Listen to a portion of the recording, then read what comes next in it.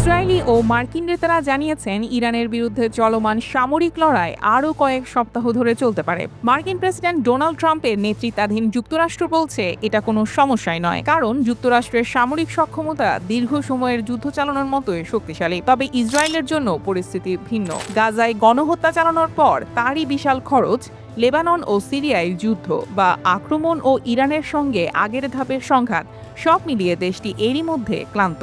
ফলে দীর্ঘ যুদ্ধ ইসরায়েলের জন্য আরও ব্যয়বহুল ও সংকটময় হয়ে উঠতে পারে। ২৮ ফেব্রুয়ারি ইরানে হামলা চালানোর পর থেকে ইসরায়েল এখন টানা ক্ষেপণাস্ত্র ও ড্রোন হামলার শিকার হচ্ছে। এতে দেশ জুড়ে বারবার সতর্কতা সাইরেন বেজে উঠছে, স্কুল বন্ধ করা হচ্ছে ও লাখ লাখ রিজার্ভ সৈন্যকে ডেকে নেওয়া হয়েছে। হাইফা ও তেল আবিবের মতো শহরগুলো ধারাবাহিক হামলার মুখে পড়ছে। টানাপোড়েন দেখা গেছে জরুরি সেবা ব্যবস্থাতেও। যে ইসরায়েলি জনগণ আগে অন্যদের ওপর বড় আকারের যুদ্ধ চাপিয়ে দিত, তারা নিজেরা এমন মাত্রার যুদ্ধের অভিজ্ঞতার অভ্যস্ত নয়। গত কয়েকদিন ধরে তাদের বারবার বাংকারে ছুটতে হচ্ছে। যদি যুদ্ধ দীর্ঘস্থায়ী হয়, তাহলে ইসরায়েলের সামরিক অবস্থা কী দাঁড়াবে তা ব্যাপক কৌতূহলের জন্ম দিচ্ছে। ইরানের মতো সামরিক শক্তিধর দেশের বিরুদ্ধে বর্তমান মাত্রার যুদ্ধ কতদিন ধরে রাখতে পারবে ইসরায়েল, এটি এখন বড় প্রশ্ন।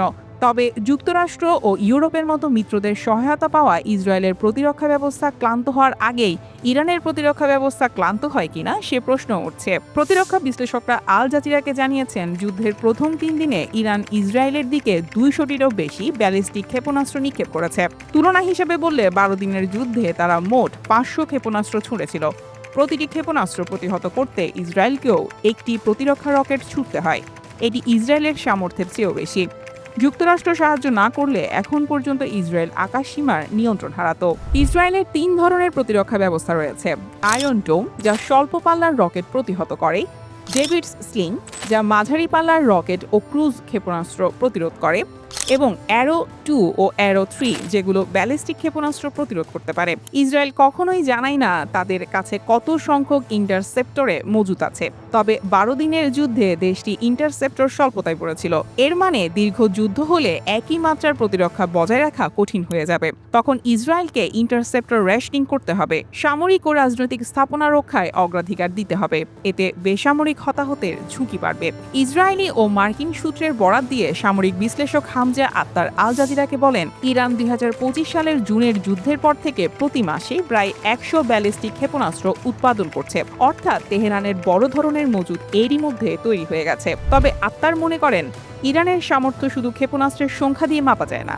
তিনি বলেন, কি ধরনের ব্যালিস্টিক ক্ষেপণাস্ত্র ইরানের কাছে আছে তা আমরা জানি না। দীর্ঘ পাল্লার ক্ষেপণাস্ত্র গ্রিস পর্যন্ত পৌঁছাতে পারে, মাঝারি পাল্লারগুলো ইসরায়েলকে আঘাত করতে পারে, আর স্বল্প পাল্লারগুলো উপসাগরীয় দেশগুলো লক্ষ্য করতে পারে। তিনি আরও বলেন, ১২ দিনের যুদ্ধের আগে ইরানের কাছে কত ক্ষেপণাস্ত্র ছিল, কতটা ধ্বংস হয়েছে, তাদের কতটি লঞ্চার আছে, এসবও অজানা।